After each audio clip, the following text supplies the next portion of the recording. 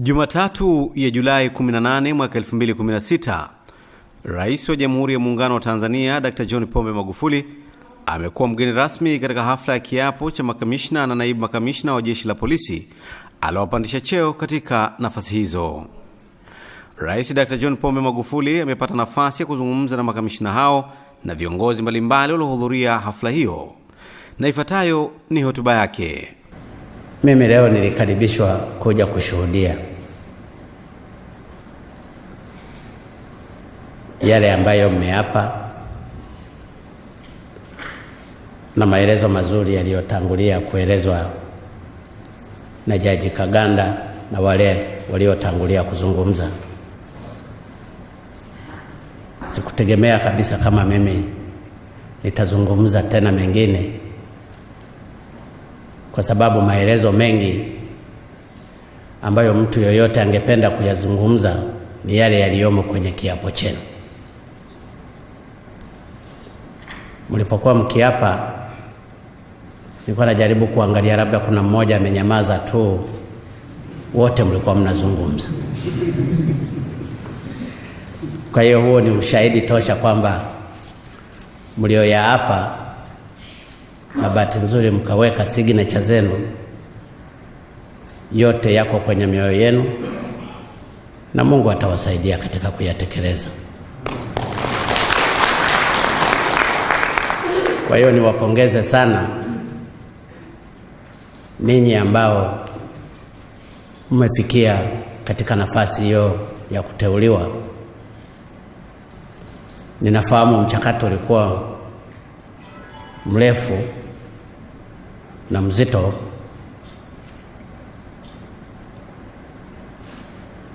nilimwagiza IGP karibu miezi 3, 4, 5 hivi iliyopita, kwa sababu ninatambua kazi nzuri inayofanywa na Jeshi la Polisi katika nchi yetu.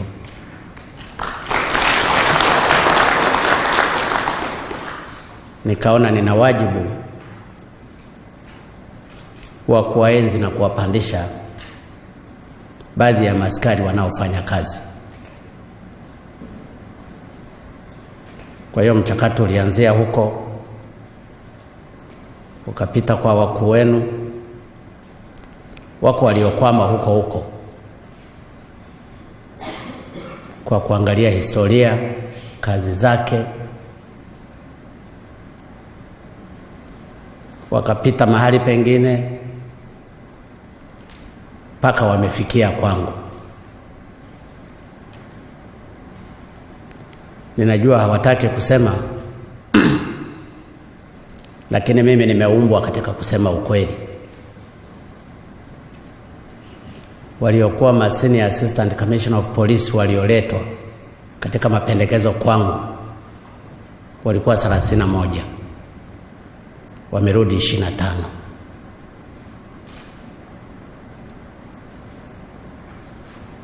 Waliokuwa Assistant Commissioner of Police waliokuwa napendekezwa kwenye cheo cha Senior Assistant Commissioner of Police walikuwa 46, wamerudi 35. Wale ambao hawakurudi tuwape nafasi ya kujipanga tena zaidi. Nataka niwaeleze ukweli, kwa sababu inawezekana wako wengine walisikia kwa mbali, mbona jina lako limeenda huko. Sasa ukiona mkawaambie kwamba hayakurudi kwa sababu yangu, wala wasihangaike kumtafuta mchawi.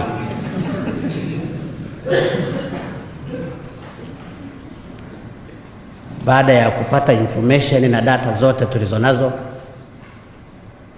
nikaona tuwape muda wa kujirekebisha. Kwa hiyo ninyi mliofanikiwa mpaka mmefikia hapa, napenda nichukue nafasi kuwapongeza sana. Hongereni sana.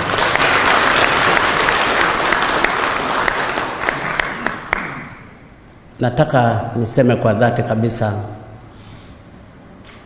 ninaliamini sana Jeshi la Polisi. mnafanya kazi sana, mnajitahidi sana kwa ajili ya kulinda raia na mali zao. Wajibu huu mmeutekeleza vizuri. Kwa hiyo ndugu IGP pamoja na makamanda wote na makamishna, naomba mfikishe shukrani zangu kwa jeshi la polisi wote kwamba mmefanya kazi zenu vizuri sana. Hongereni sana na Mungu awaendelee.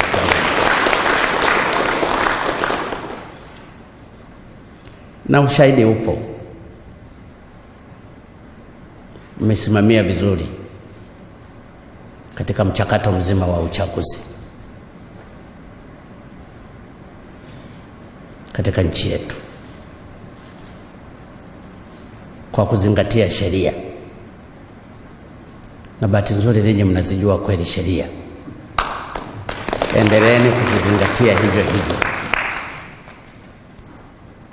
Lakini pia katika kipindi hiki cha sasa ninaona mmeanza kunielewa. Sijaona mahali kituo kimevamiwa na askari akauawa bila wale wavamizi kunyang'anywa silaha zao.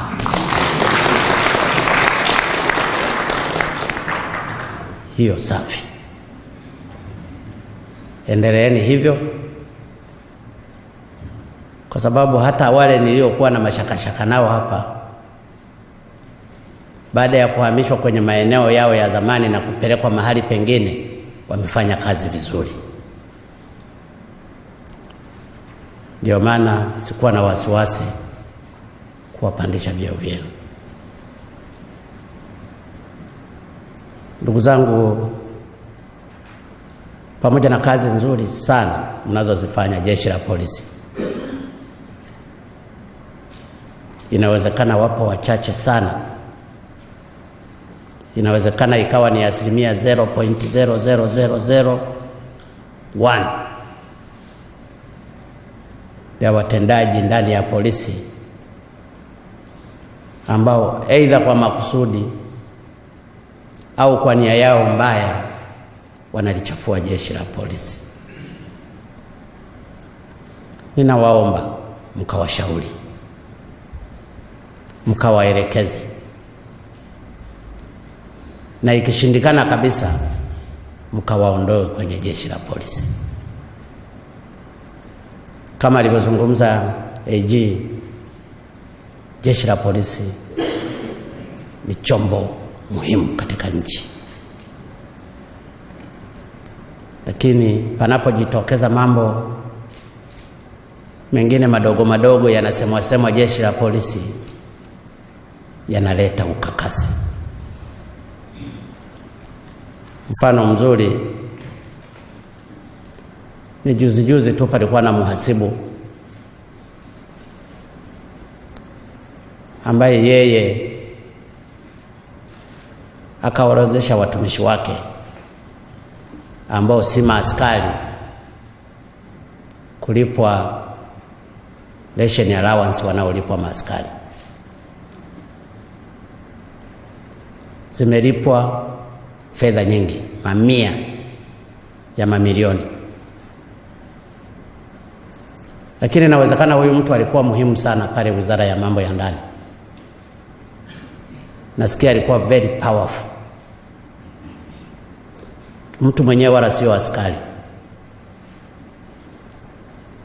Sina uhakika kama alikuwa ni askari invisible, lakini kwa taarifa nilizonazo hakuwa askari. Lakini alikuwa na mamlaka hata ya kumkemea askari kwa sababu anashika pesa. Nikampigia Meja General, alikuwa Mbeya, kamwambia huyu mtu asimamishwe mara moja na apelekwe mahakamani. Lakini kitu cha kujiuliza, ninyi polisi ndio mnashika, ninyi ndio mnapeleka mahakamani, ninyi ndipo raia huko hata akiiba kuku mnamshika kikamilifu. Leo mwizi mlionaye makao makuu mlikuwa mnashindwa kumshika. mnajua kupeleleza, mna vyombo vyote. Ofisi ya IGP iko pale pale, DCI iko pale pale, makamishna wote mnazunguka, mnaenda pale pale, mwizi mnaye pale pale, mnashindwa kumshika. Sasa mimi niwaombe, na ninawaomba kwa dhati, hao ndio wanalichafua jeshi la polisi. Kama mnafikiri kuwa na raia kwenye jeshi la polisi wanawaharibia kazi zenu, hamisheni wote raia muwapeleke utumishi. Kwani hakuna mhasibu ambaye anaweza akawa ni polisi? Hakuna engineer ambaye anaweza akawa ni polisi? Hakuna administrator ambaye anaweza akawa ni polisi? Mimi nafikiri kama matatizo ya wiziwizi na uhewa unaletelezwa na raia waliomo ndani ya jeshi la polisi na majeshi yetu, IGP kaorodheshe raia wote wanaofanya jeshi la polisi watoke.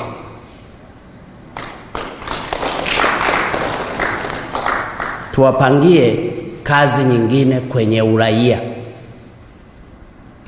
Waziri wa utumishi yuko hapa, katibu mkuu wa utumishi yuko hapa, ili kusudi hawa raia wanaokaa kwenye nafasi za jeshi waondoke.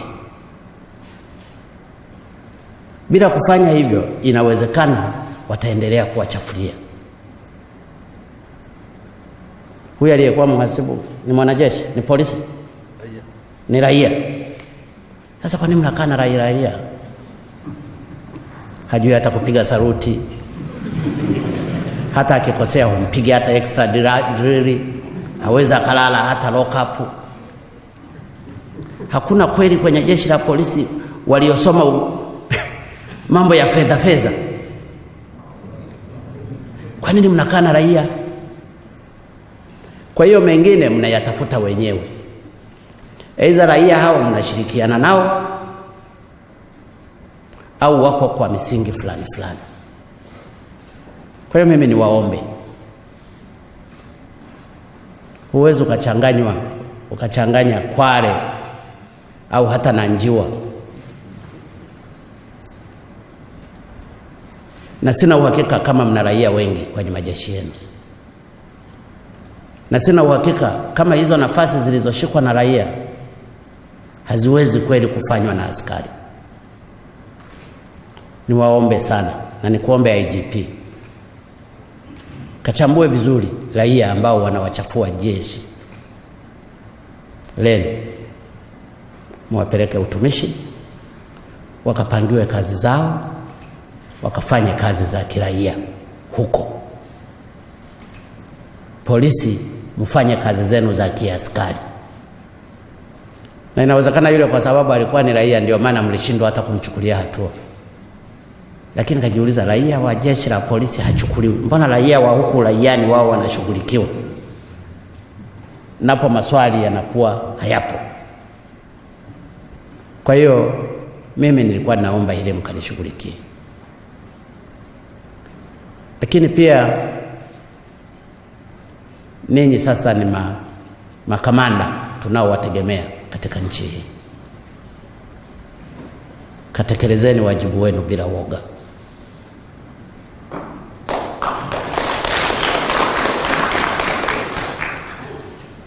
Katekelezeni wajibu wenu bila woga kwa kuzingatia sheria. Wako watu waliowahi kuumizwa siku za nyuma. Hata ukishika basi na basi lile likawa la ndugu la mkubwa fulani polisi, utakipata. Palikuwa na basi jira linaitwa nini? Buffalo, sijui ni nini. Ninyi mnajua. Palikuwa na basi ji Happy Nation, ji Happy Tanzania. Ninyi mnajua. Na mifano mingine mingi. ukiligusa hilo basi ujue mahali ulipo utaondolewa tu. Sasa mimi niwaombe ninyi pamoja na wale wadogo mnaowaongoza, mkawape mamlaka ya kutimiza wajibu wao. Hata kama ameshika gari la IGP, liache likashikwe IGP, atakwenda kujieleza mwenyewe. Hata akishika gari la RPC akafanya hivyo hivyo. Hata akishika gari la waziri au gari la rais, mumwache akatekeleze wajibu wake.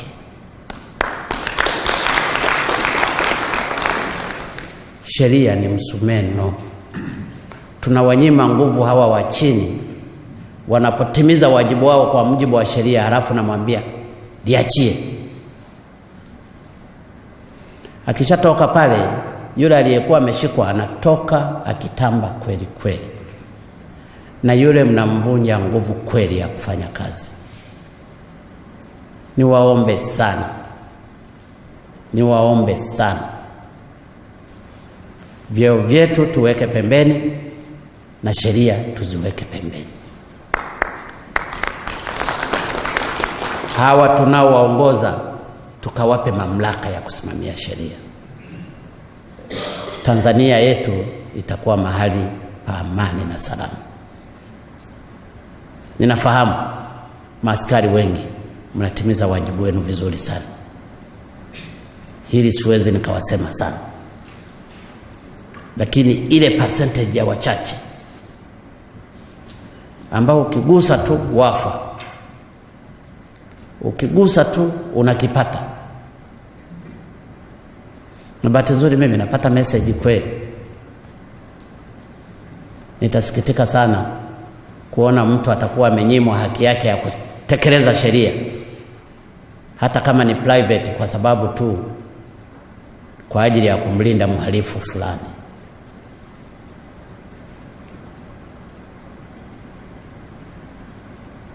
Sasa hivi Wizara ya Mambo ya Ndani inaenda vizuri, lakini historia ya nyuma ilikuwa imeenda vibaya. Siwezi nikawaficha.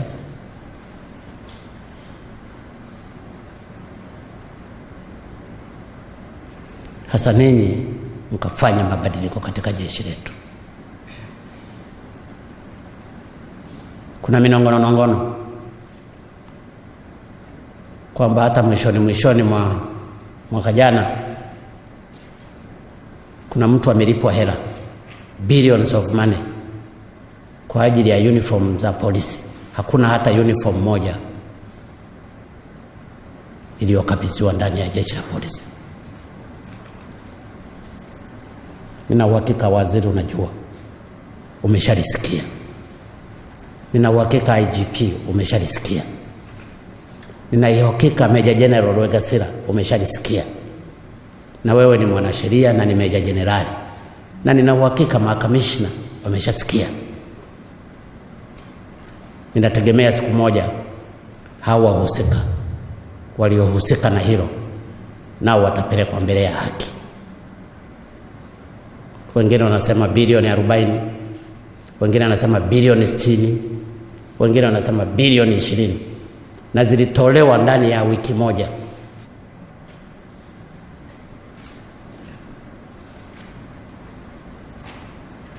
Na wakati huo unakuta kuna magari yenu pale TRA mmeshindwa kuyatoa kwa sababu yamekosa tu bilioni 4 za kukumboa.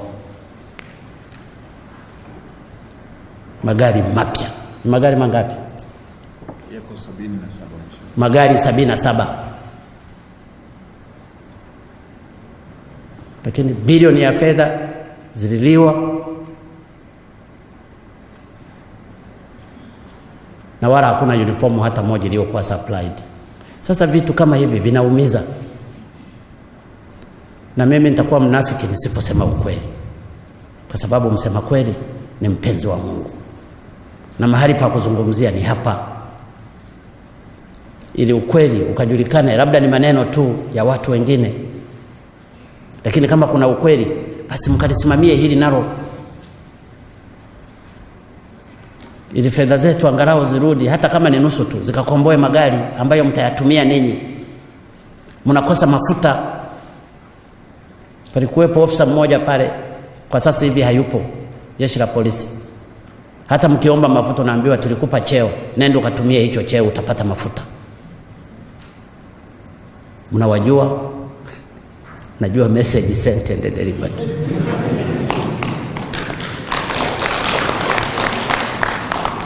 Lakini ninachosema kwa dhati kabisa, Watanzania, mimi mwenyewe na viongozi wote tuna imani kubwa na jeshi la polisi.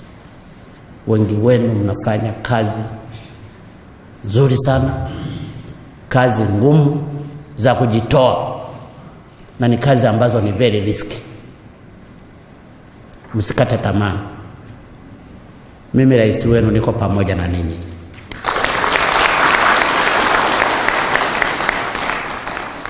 Nitaendelea kuangalia mambo yote, ikiwa ni pamoja na maslahi yenu.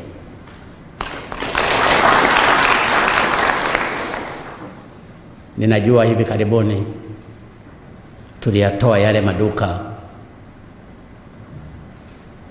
yaliyokuwa yanamilikiwa na watu fulani fulani, kwamba mnapunguziwa ya duty free. Pale napo palikuwa ni mahali pa kuvujia. Nimeamua kuanzia mwaka huu wa fedha, hizo fedha ambazo mngeweza mkanunua duty free tunaziweka kwenye package ya mishahara yenu. Kama unataka kwenda kunywa hizo bia, kanywe. Ukitaka hizo ukazitumia kujenga nyumba, kafanye hivyo. Badala ya kuwa na maduka ya duty free na waliokuwa wanakwenda kunywa pale si polisi bali ni raia. Kwa hiyo tunajaribu kufanya hizi reforms kwa ajili ya kuboresha maslahi ya jeshi la polisi. Tunaangalia pia katika makazi ya nyumba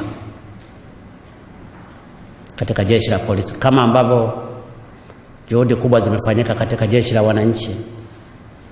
Tutaanza hivyo hivyo katika majeshi mengine pia. Jeshi la polisi, magereza na tisi, ili muwe na nyumba za kutosha badala ya kukaa kwenye uwanja. Na mimi nataka niwahakikishie kwa mwendo tunaoenda nao huu hatutashindwa, kwa sababu hata mapato yameanza kuongezeka. Wengine wanasema meli zimepungua. Sasa zile meli zilikuwa hazileti bidhaa ambazo zilikuwa zinalipa kodi. Sinafu ziache kuja. Sisi tunataka meli zinazokuja zitakazolipa kodi. Kwa nini uwe na mameli mengi ambayo hayalipi kodi? Yamepungua, yameenda huko ambako yatakaa bila kulipa kodi. Sisi tunataka anayekuja hapa alipe kodi. Kila mkuta mtu anaandika yamepungua. Yapungue tu, hata yaache kuja. Sisi tunataka anayekuja hapa alipe kodi. Mwingine anasema watalii wakianza kutozwa vati wataacha kuja. Waache kuja. Tunataka watalii watakao kuja hapa walipe vati, kuliko kuwa na watalii milioni 2 ambao hawalipi vati, nafuwe na watalii 500,000 wanaolipa hela. Kupanga ni kuchagua. Kwa hiyo katika transition period hii mtasikia mengi, kwa sababu wapo watu waliokuwa wamezoea kupata fedha za bure. Ninaambiwa nyumba kule Sinza sasa hivi zimekosa wapangaji. Wanasema hoteli zilikuwa zimekosa wapangaji. So what? Waliokuwa wanapanga hizi fedha za hoteli walikuwa ni wafanyakazi wa serikalini. Ana mtu wake au mgeni wake anampangishia hapa, mwingine hapa, mwingine hapa, weekend yote. Na watu wengine walikuwa wamezarau, inafika kila siku ya Ijumaa walikuwa naenda mpaka Dubai kwenda weekend, wanarudi Jumatatu. Na fedha hizi zote zilikuwa za serikali ambazo zilitakiwa ziende kwenye maendeleo ya nchi hii.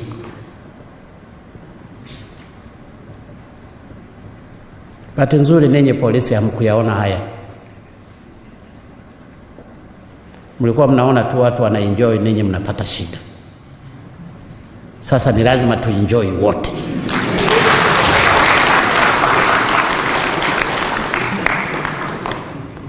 Lazima twende pamoja. Nchi hii ni yetu wote. Hawapo watu walioumbwa wao kukaa nje anapata shida, wengine wanastarehe. Sasa nyingine tulikuwa tunawaonea hata nenye polisi, unakuta trafiki amekaa, mvua inanyesha na ananyeshewa mvua, lakini hata kumshukuru tu hamna. Kila siku anaambiwa anakula rushwa. Sasa akipewa shilingi 5,000 ya kwenda kubrush kiatu chake, nayo ni rushwa. Wanaokula rushwa serikalini humu za mabilioni wala hatuwasemi. Chimeliwa.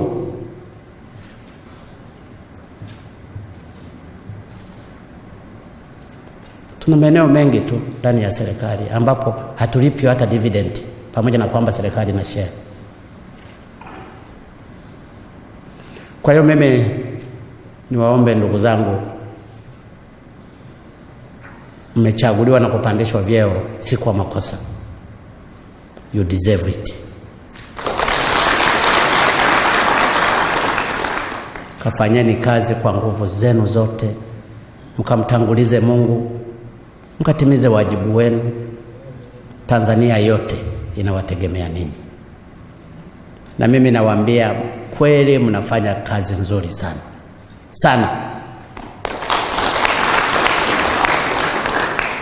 Ndio maana niliona kwa siku hii ya leo angalau nije na mimi nishuhudie wakati mkiapa. Lakini napenda kuahidi maslahi yenu nitayalinda na nitayazingatia na nitaendelea kuyaboresha.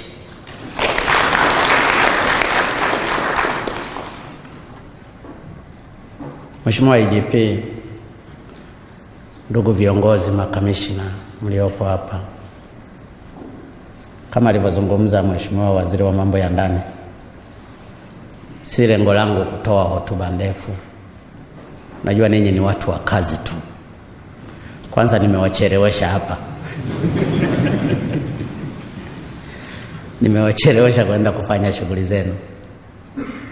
Lakini nitoe wito wa kuomba katika maeneo yenu mkaangalie swala la wafanyakazi hewa. Katika maeneo yenu, kama huyo mhasibu alikuwa anasajili wafanyakazi hewa wakidai ni polisi, kumbe ni raia, anaandika majina tu, inawezekana likawepo pia katika mikoa na maeneo mbalimbali. Kila mmoja katika eneo lake akaangalie hili, ili hizi fedha zinazobaki na kuzisevu ziweze kutumika kwenye shughuli zingine za jeshi la polisi.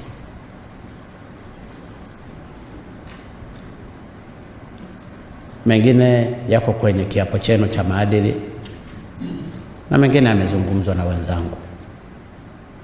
Lakini kikubwa pia mkajenge umoja wenu na kupendana. Sasa nyingine kuna tutresi tudogo twa kupigana vita. Sasa nyingine kusemana. Mkawe wamoja. Nenye ni chombo cha baba mmoja. Mmelelewa katika maadili ya aina moja.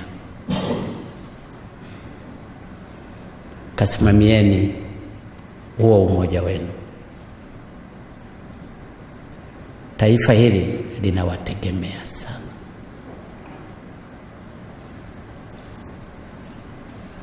Mkitetereka tu ninyi, hata kama ni kwa saa moja, nchi itatetereka. Kwa hiyo nazidi kuwapongeza kwamba hamkutetereka, na nina uhakika hamtatetereka. Mtaendelea kuchapa kazi kulingana na maadili yenu. Fanyeni hivyo, na nazidi kuwasisitizia kwamba mimi niko pamoja na nanyi.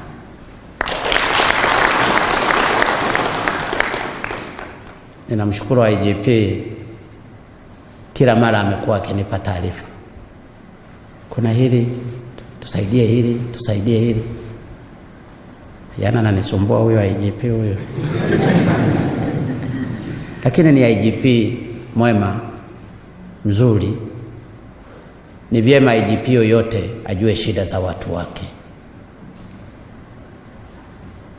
Kwa hiyo endelea hivyo IGP. Lakini uendelee kuwashughulikia wabadhirifu hata waliomo ndani ya ofisini kwako. Hapo ndipo tutaenda vizuri. Lakini kweli nataka kuhakikishia niko pamoja na ninyi, na ndio maana raha tu leo, wala sikutaka hata hotuba ya kuandika hivi. Najua ngoja nikazungumza yaliyomo moyoni mwangu.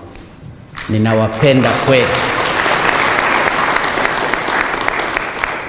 Hapo umependeza tu, safi. Haya manyota nyota na mimi ningekuwa nalo.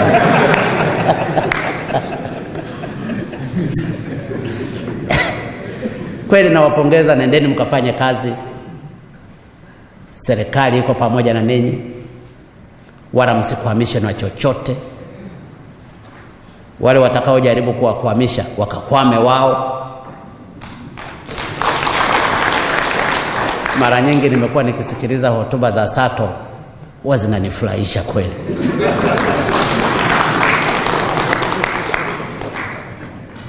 Hivyo ndivyo inavyotakiwa. Hakuna mtu kucheza na polisi. Ati polisi jamii, jamii ya wapi? Polisi ni polisi. Mimi nawaambia ukweli. Mkienda haya kila mmoja unashirikiana na mhalifu nini, ati polisi jamii. Nilipinga mimi tangu nikiwa waziri wa uvuvi. Mtu nakutana na jambazi yuko ziwani mle, unaanza kunegotiate na eti polisi jamii. Hatutafika. Dunia ya sasa iko tofauti na dunia tuliyokuwa tumeizoea.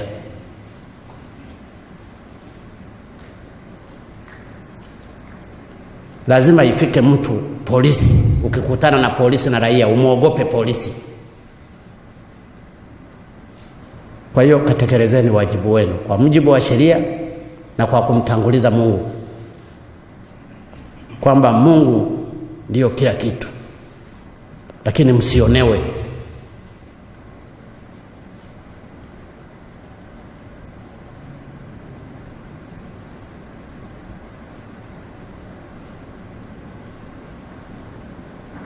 Na wale vijana wenu wazuri watakao tekeleza wajibu wao, na ninyi msiwaonee.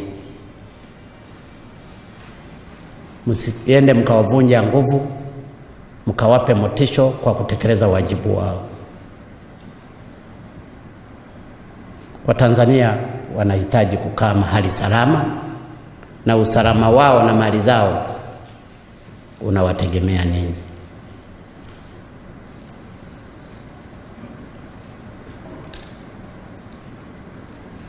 Mheshimiwa Waziri wa Mambo ya Ndani, Naibu Waziri na ndugu viongozi, ninawashukuru tena kwa kunipa nafasi hii ya kuja kuwapongeza wenzetu hawa.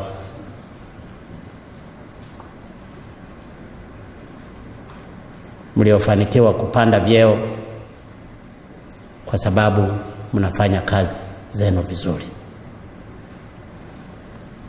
Narudia kusema ninawapongeza sana, na nitaendelea kupandisha vyeo. Mimi sina wasiwasi na vyeo. Hata mngepanda wote mkawa makamishina, kwani kuna ubaya? Tutaongeza na cheo kingine huko mbele.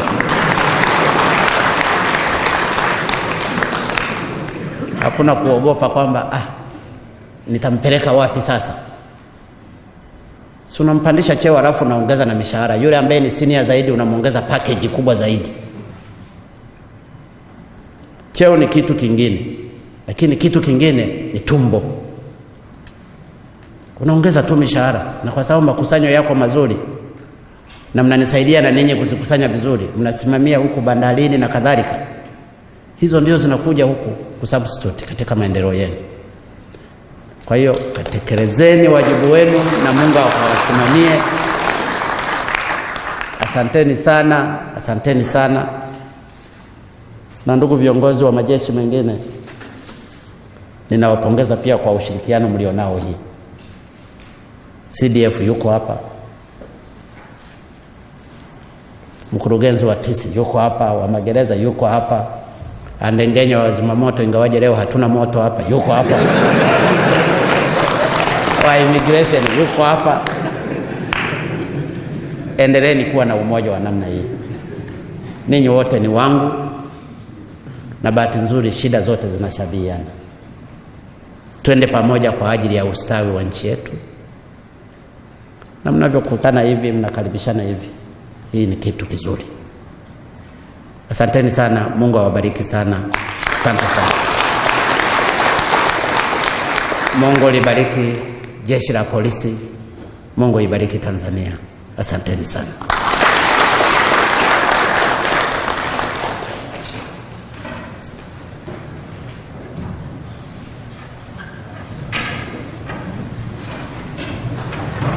Naam, hiyo ni hotuba ya Mheshimiwa Rais Dr. John Pombe Magufuli aliyoitoa wakati wa hafla ya kiapo cha makamishna na naibu makamishna wa jeshi la polisi Ikulu jijini Dar es Salaam. Kwa niaba ya kurugenzi mawasiliano wa Rais Ikulu, mimi ni Jafar